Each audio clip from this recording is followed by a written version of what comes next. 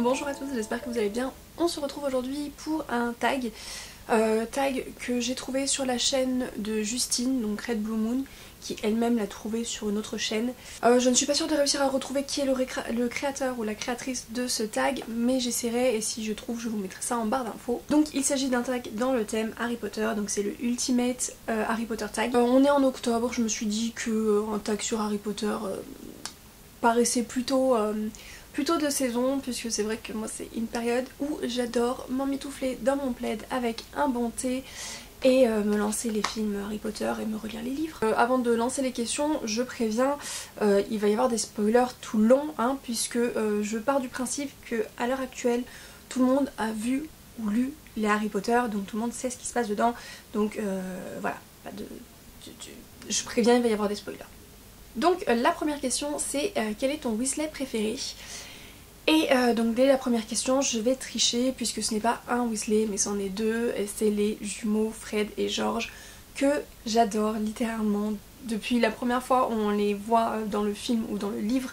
Voilà, je les ai tellement adorés, ces personnages. Ils sont drôles, ils sont intelligents, ils sont créatifs, ils sont surtout très drôles. Et ils n'ont aucune limite à part celle qu'ils choisissent de se donner et j'adore ça. J'ai hésité aussi à dire Ginny parce que Ginny dans les livres elle est sacrément badass. Dans les films un peu moins, voilà, ils lui ont pas donné la matière au personnage, mais dans les bouquins elle est géniale, elle est hyper badass et donc je l'adore aussi, mais pas autant que ses frères. Ensuite, ton personnage féminin préféré. Donc là, sans le moindre doute, sans la moindre hésitation, il s'agit de Hermione. Donc Hermione de la page 1, bon ok, elle apparaît pas dans la page 1, mais dans la première page où elle est, je l'ai adorée. Peut-être que parce que quand j'ai lu Harry Potter, donc j'avais le même âge que les personnages, je m'identifiais énormément à Hermione, puisque j'avais l'habitude qu'on m'appelle Mademoiselle Je sais tout, et que je passais plus de temps à citer des livres qu'autre chose, ou avec le nez dans des bouquins. Donc c'est vrai que je m'identifiais énormément à elle, et plus ça a été, et plus je me suis dit, mais de toute façon, Harry, il aurait même pas survécu au premier bouquin sans elle, donc voilà, pour moi c'est elle qui fait les bouquins, et c'est mon personnage préféré, et je l'adore, et même en dehors de Harry Potter, je la cite toujours parmi mes personnages féminins préférés. Ensuite, ton méchant préféré. Alors là c'est une question difficile parce que pour moi dans Harry Potter il n'y a qu'un seul vrai méchant et c'est Voldemort. Bon il y a les Mange-Morts aussi mais finalement ils sont un peu... je les trouve un peu creux. Sauf Bellatrix. C'est vrai que j'aime bien Bellatrix, mais elle est un peu psychopathe. Mais donc j'irai quand même sur Voldemort. Mais Voldemort jeune. Voldemort quand il est au lycée. Parce que c'est là qu'on comprend comment ça part complètement en live dans son cerveau et comment sa vie l'a mené à ce point et tous les choix, les mauvais choix qu'il fait à chaque fois en fait de partir vers le mal.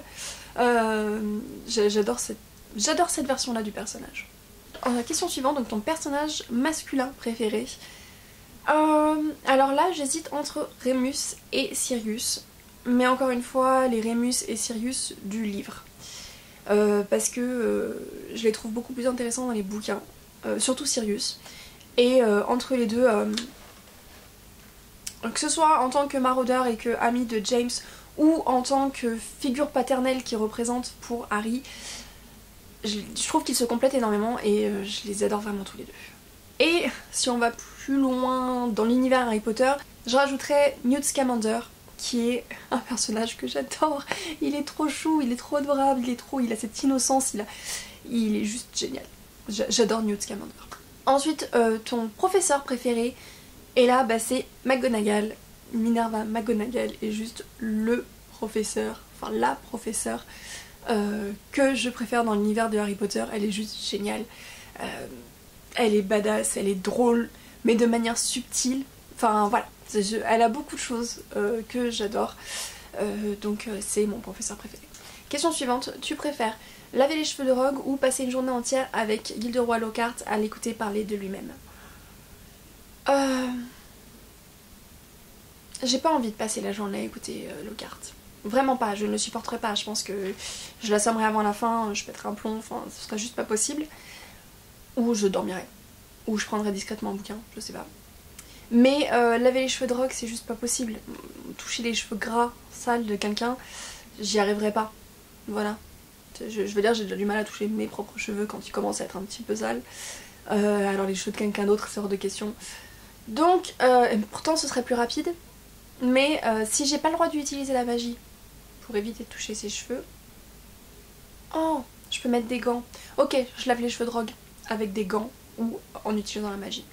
Tu préfères faire un duel contre une Bellatrix euphorique ou une Molly Weasley en colère.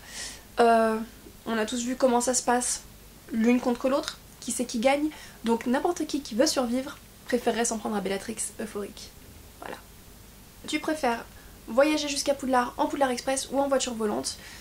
Là c'est simple, j'aime pas spécialement conduire, voire j'aime pas du tout conduire, et je suis à peu près sûre que conduire une voiture volante ça doit être un petit peu encore plus compliqué parce que bon, même s'il n'y a pas de circulation, il y a pas mal de courant d'air là-haut, puis il faut rester invisible des moldus, etc. Donc compliqué. Et puis en plus, quand on est dans le Poudlard Express, on est posé, tranquille, on a le temps, on est avec les autres élèves, et en plus, il y a les confiseries. Donc, juste pour pouvoir acheter mes chocos-grenouilles, je prends le Poudlard Express. Enfin, est-ce que tu préfères embrasser Voldemort ou donner un bain à Ombrage? Je veux dire, de toute façon, t'essayes d'embrasser un Voldemort, tu survis pas. Puis même, enfin, je veux dire... non, je sais pas, c'est juste pas possible. Je choisirais quand même de donner un bain à Ombrage, parce que je l'ignorais. Voilà, tout simplement. J'en ai oublié une, est-ce que tu préfères monter un hippogriffe ou un éclair de feu? Je pense que je préférais monter l'éclair de feu, alors parce que même si ça a l'air quand même moins confortable que l'hippogriffe, il y a plus de contrôle, parce que bah, l'hippogriffe, mine de rien, il fait ce qu'il veut, hein. Alors que l'éclair de feu, bah, c'est toi qui le contrôle. Donc je préférerais monter l'éclair de feu. Ensuite on a la section livre vs film, même si on sait tous qu'en vrai c'est pas comparable, mais bon. Donc cite un personnage des films que tu visualisais différemment par rapport au livre. Il y en a plein, genre une bonne partie même, mais ceux pour lesquels ça m'a vraiment marqué et j'ai eu du mal au début du coup avec les personnages dans les films, c'est Rogue et Sirius. Tous les deux ne correspondaient pas du tout à l'image que je m'en étais faite. Rogue a su gagner mon appréciation parce que voilà, l'acteur a fait un boulot de fou. Je dis pas un Gary Oldman dans Sirius aussi, mais non. Pour moi, Sirius, ça marche pas. Enfin, voilà. Il suit du film. Pour moi, c'est pas du tout le même personnage que celui du bouquin. Voilà. Ensuite, un film que tu préfères au livre? Non. Genre non. C'est juste pas possible en fait. Donc aucun. Très clairement, les bouquins sont de petites merveilles, tellement plus complets, avec tellement plus de choses que dans les films, que aucun film n'a surpassé les bouquins. C'est pas possible. Ton top de moments ou de personnages qui ne sont pas inclus dans les films mais qui sont dans les livres. Il y en a beaucoup. Je me rappelle quand je regarde les films, à chaque fois je me dis, ou quand je relis les livres surtout, je me dis oh là là, ça c'est pas dans le bouquin, c'est trop dommage. Mais là, le seul qui me revient vraiment à l'esprit, c'est un personnage et c'est Winky. On n'a absolument pas la storyline de Winky dans les films et avec bah, tout ce que ça entraîne autour, hein, Hermione qui tricote des chaussettes et des chapeaux et tout ça. Et j'ai trouvé ça hyper dommage. Alors je comprends qu'il l'ait pas mis dans les films, hein, ça commence à faire beaucoup. Mais j'ai adoré cette partie, l'engagement du personnage d'Hermione, les réactions des différents elfes. Voilà, pour moi ça en disait beaucoup et j'ai trouvé ça génial. Ensuite, si tu pouvais refaire un film, lequel ce serait? Eh ben je dirais le dernier, parce que il est pas mal, hein. Mais voilà, il est pas mal. C'est autant les autres sont géniaux, sont top, machin. Autant le dernier, ben je pense que je l'ai vu qu'une seule fois, je l'ai même pas revu une deuxième fois. Ni plus, alors que les autres je les ai vus des dizaines de fois. Mais celui-ci ne fait pas partie de ceux que je regarde parce que la mort de Voldemort ne me satisfait pas du tout. Elle me frustre, elle m'énerve, elle n'a rien à voir avec ce qui se passe dans les bouquins et du coup on perd toute une symbolique et voilà, on perd beaucoup par rapport au bouquin. Du coup ce dernier film, voilà, il y a des passages qui seraient bien à refaire. Donc ensuite, à Poudlard, quelle maison t'as le plus mise en confiance immédiatement?